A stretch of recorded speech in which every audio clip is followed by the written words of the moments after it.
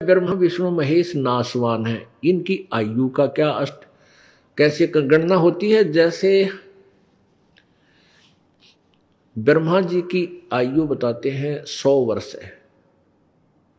इनके वर्ष कैसे बनते हैं, जैसे 1008 चतुर्युग का ब्रह्मा जी का एक दिन होता है और इतनी ही रात्रि।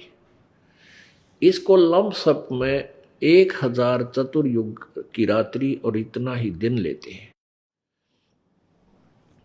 तो 2000 चतुर्युग की दिन और रात होगी और 30 दिन रात का एक महीना होता है, 12 महीने का एक वर्ष और 100 वर्ष की आयु ब्रह्मा जी की।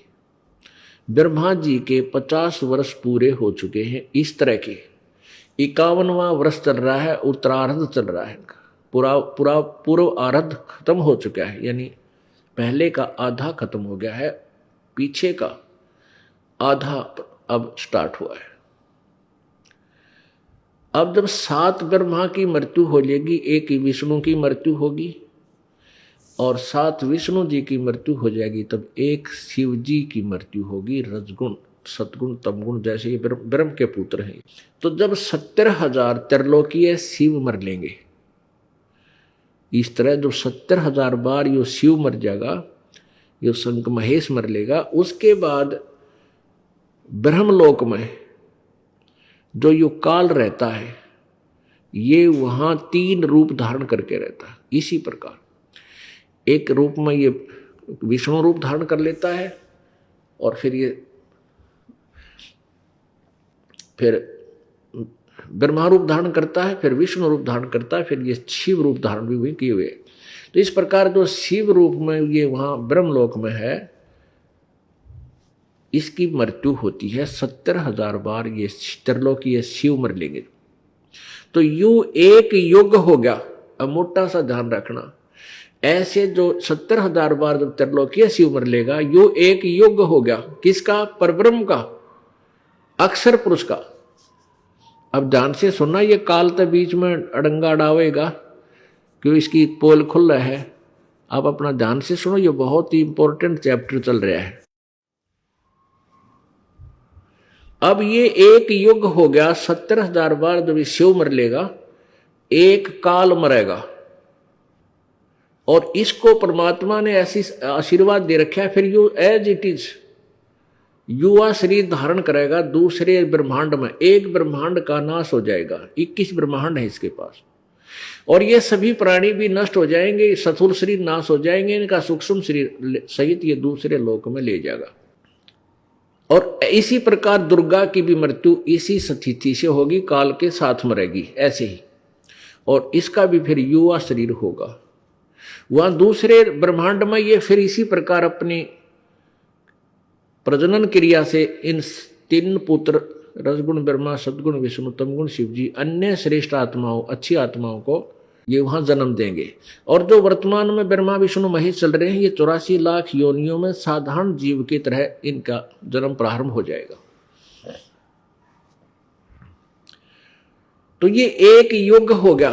अब ध्यान रखना, युग और चतुर्युग में ब्रह्मा जी की आयु और अन्य जो ये 3 भगवान, 2 भगवान और हैं, विष्णु और शंकर, इनकी आयु का तो परिमाण है चतुर्युग से,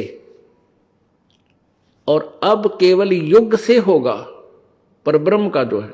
तो ये एक युग हो गया उस अक्षर पुरुष का, जो गीता जी अध्याय नंबर 15 के श्लोक नंबर 16 में क्षर पुरुष और अक्षर पुरुष। तो ये क्षर पुरुष, ये अक्षर पुरुष जो है, क्षर पुरुष यानी ब्रह्म, इसकी मृत्यु होगी ऐसे जैसे 70,000 त्रिलोकीय शिव मरने के बाद एक शिव मरा। इस काल रूपी शिव कहो, काल रूपी ब्रह्म कहो, सदा शिव कहो, ये वही काल है, इसकी मृत्यु होगी। तो ये इसकी एक बार जो मृत्यु हुई, ऐसे तो एक युग हो गया उसका अक्षर पुरुष का, और ऐसे ये 1000 युग का अक्षर पुरुष का दिन और इतनी ही रात्रि, नोट चतुर्युग, इसमें चतुर्युग नहीं है। गीता जी अध्याय नंबर 8 के श्लोक नंबर 17 में इन अनुवादकर्ताओं ने अड़ंगा कर रखा है, इन्होंने चतुर्युग लिख दिया, जबकि मूल संस्कृत में युग है, चतुर्युग नहीं है उसमें। और इन्होंने बस ब्रह्मा जी की आयु का विश्लेषण वहां पर दे दिया, जबकि वहां पर अक्षर पुरुष यानी परब्रह्म के विषय में उसकी आयु का वर्णन दिया गया है। तो ऐसे 1,000 वर्ष का ब्रह्म, परब्रह्म का 1,000 वर्ष, ऐसे बने हुए 1,000 वर्ष यानी 1,000 युग, नोट चतुर्युग, ऐसे बने हुए 1,000 युग का ब्रह्म, उस परब्रह्म का दिन इतनी ही रात्रि अक्षर पुरुष की, और 30 दिन रात का 1 महीना, और 12 महीने का 1 वर्ष, और 100 वर्ष की इस अक्षर पुरुष की आयु अर्थात इसकी मृत्यु होगी। अब इसलिए इसको अक्षर पुरुष कह दिया, चिरस्थायी है ये।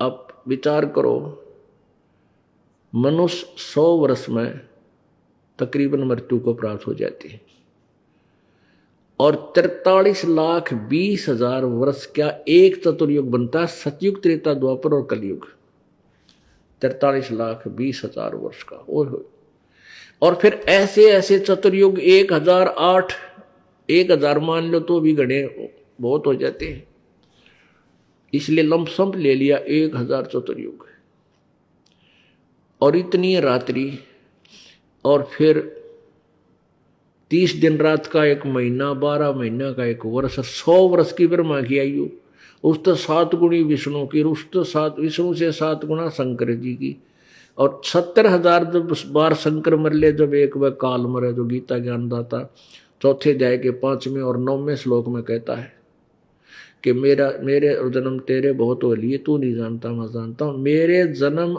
और कर्म दिव्य हैं, अलौकिक हैं, तुम्हारे तरह जन्म नहीं होता मेरा ऐसे जन्म होता है। मृत्यु तो होती है, इसको दुख भी होता है मृत्यु का, परेशानी भी होती है मृत्यु के समय, लेकिन शरीर इसका छूटता है, फिर दोबारा युवा जन्म इसको मिल जाता है।